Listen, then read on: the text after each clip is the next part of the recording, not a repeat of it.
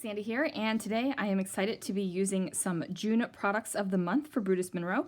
This is the June stamp of the month. It is this cute turtle and little turtle, and it says thank you for always being there. I'm also going to be using the stencil of the month, which is this awesome kind of like wave and shell pattern. So let's see what I can do. I took my stencil and I went ahead and placed it at the bottom of a 6x12 sheet of cardstock because I decided to do a 6x12 layout. Now I am using the Velveteen Glazes and I am just placing them on top of my stencil packaging, kind of treating it like a palette. Now you could have spread the Velveteen glaze over top of the stencil. However, the stencil is very detailed. It's got lots of little bits. So it would take a very practiced hand to be able to do this stenciling with the Velveteen glaze. A couple things. You're going to want to use a palette knife with a long blade on it, kind of what I used to pull the Velveteen glaze out of the pot. And then you're going to want to not work your glaze over it very often. You want to like do a swipe and let it go. And I decided that I was too impatient to work with the glazes in that way. So I put them out on this piece of paper like this, grabbed myself an ink blender tool, put a new foamy on it, and then decided to kind of like old time stencil the stamp. Do you guys remember back I want to say late 80s, late 80s? I don't want to say it went into the 90s, but like mid to late 80s, you stenciled everything. Stenciling on your walls was huge. I remember my mom stenciled ducks. Oh, the memories are coming back. So anyway, if you know what I'm talking about, then you know what I'm talking about, and you kind of know what to do with the stenciling. If you don't know what I'm talking about, what you want to do is make sure that you have a decent amount of medium on your little dauber here, and then you just want to press down almost straight down, perpendicular, because if you start swiping and moving things around, what's going to happen is you're going to get stuff underneath of your stencil, and you don't want to do that. So I lifted up the stencil and voila, flipped it around so that it did it on the other side as well. So my shells are facing towards each other. And then I'm going to grab my photo. I did trim my photo down to 5 3/4 inches, and that way I will be able to use a 6x6 piece of paper and have a full photo mat around it. So I went ahead and matted a super thin piece of black cardstock on my photo, and then I grabbed this beautiful tealy blue weathered wood 6x6 paper from the Weathered Wood collection. It is gorgeous, you guys. If you have not seen the weathered wood paper in the Brutus Monroe store, you gotta go get yourself over there, because seriously, that stuff is gorgeous. And I thought that it went totally appropriately with this layout here. So I went to grab my, I forget what that kind of trimmer is called, but the trimmer with the sliding blade, and realized that the blade was missing. No idea where the blade went. So I pulled out another trimmer with a sliding blade and popped that down so that I could trim off the edges of my 6x12 sheet of cardstock. And what I'm doing here with the 6x12 sheet of cardstock is just trimming off the edges where the stencil ends. So the stencil is about 6x6 edge to edge, but of course the stencil does not all go to the 6x6 edge to edge. I just wanted that little edge off of there. So I trimmed that off, added some adhesive to the back, and put it on top of a black 6x12 piece of cardstock. And what that's going to do is give me the full 6x12 layout size that I'm going to need.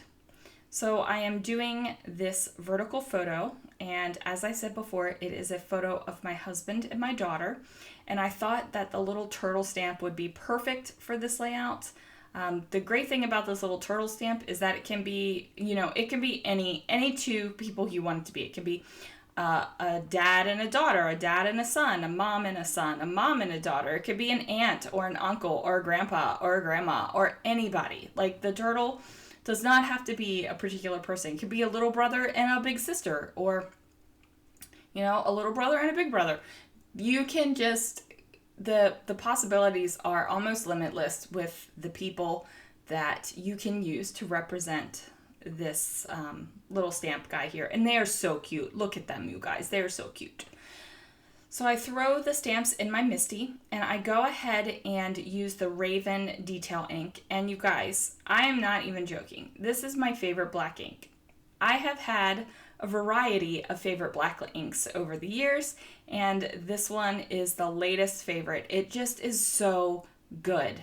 I don't know how to describe it. It just inks so great. The black is dark and crisp, and it's perfect, and it really is great for detail things. So like the little things are perfect. I just love it.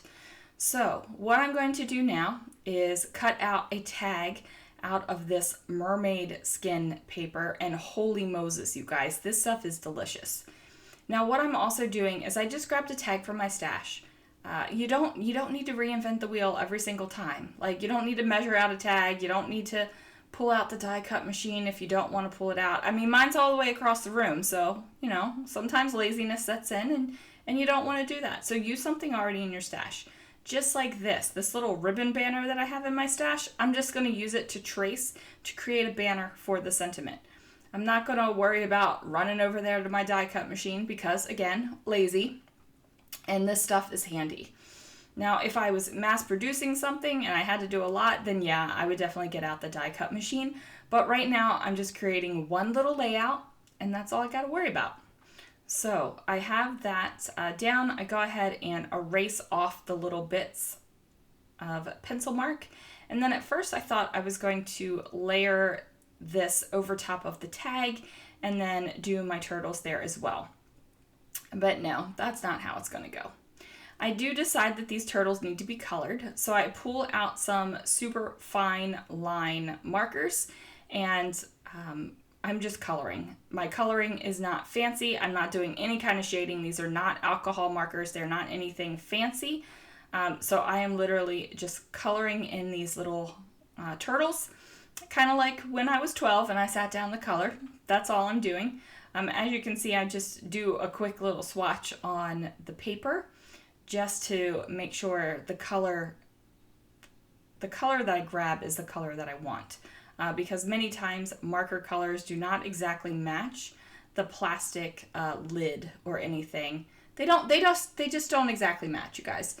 Which is why so many people swatch out so many different things. I could have swatched these guys out, but honestly, I use all kinds of different cardstocks, so I would have to swatch them out on all the different cardstocks, and I don't have time for that. I would much rather be creating things than swatching things out. So I'm going to go ahead and grab my Brutus Monroe detail scissors. Now these are a smaller scissor, and I am using them to fussy cut. Now if you guys have heard me talk about fussy cutting in the past, I always say you need to get a scissor that feels good in your hand.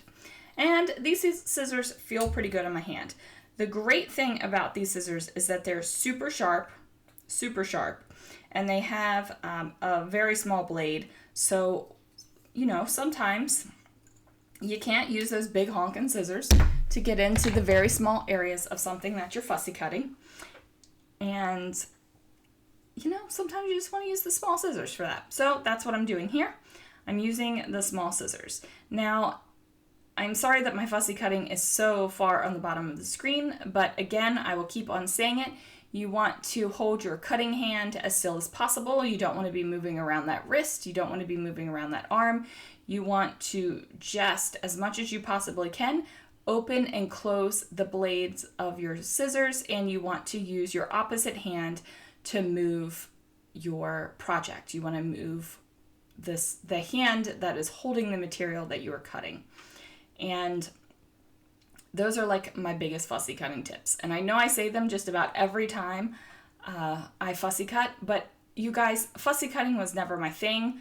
I would do anything I could to not fussy cut, And then when I started doing those couple things, like fussy cutting didn't turn out to be so bad. And now sometimes I even gasp and shudder. Can you believe I'm going to say this? Sometimes I actually even enjoy it. So there we go. So now I'm going to layer up my turtle over top of my tag. And I thought that the turtle looked best on the left-hand side of the tag because the turtles are basically facing to the right, and I didn't want them looking like they were swimming off the tag and off the page. I decided that my little sentiment banner up there needed to be a little bit smaller. It was a little large, so we didn't need to have that.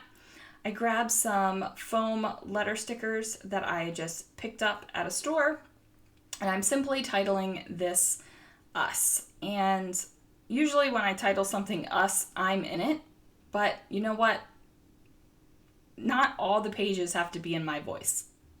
Some of the pages can be in somebody else's voice.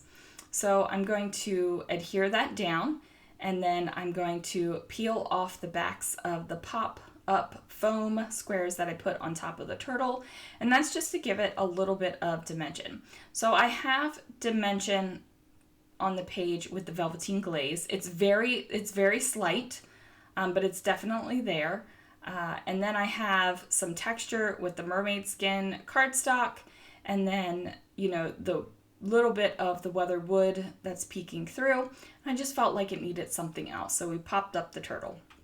And then I decided that the top of the photo wasn't as embellished as I wanted it to be either, so I went ahead and grabbed my tag one more time and then just cut out a couple little taggy bits.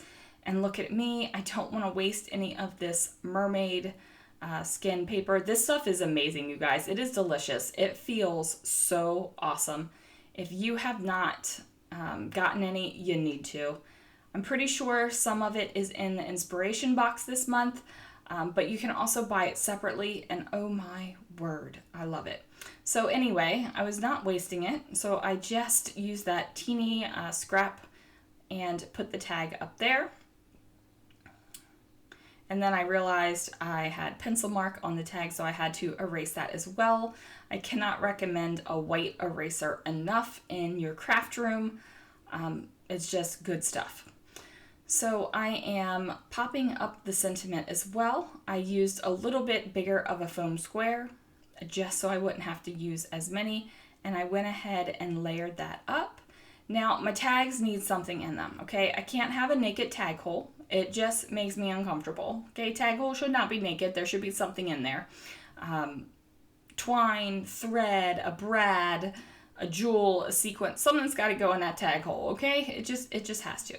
So I take some embroidery floss, I tie a little bow, and then I put a dot of liquid glue into the tag hole, and I go ahead and put up the little bow. So I am going to be putting bows in all three of the tag holes. I toyed with the idea of doing white bows up at the top, but I felt like that would be so much white in that little cluster area right there that it would kind of distract from what I want you to see. Like I of course want you to see the photo, and then I want you to see the turtles next, because that's just the way it is. I want you to see the photo and the turtles. So now that my little tag holes are filled, I am going to take a second to figure out what else I need on here. And I felt like I really didn't leave myself a good place for any journaling, and that is fine. Not all of my layouts have journaling on them, and if anyone tells you that your layout has to have journaling, they are wrong. You do your layouts the way you want to do your layouts. But what I did was just grab a couple little tiny word stickers and threw them on the tag. And then that is going to do it, guys. Thank you so much for watching. Go ahead, hit that subscribe button if you haven't already. Ring the bell so you can get notifications. And I will see you guys again real soon for another video.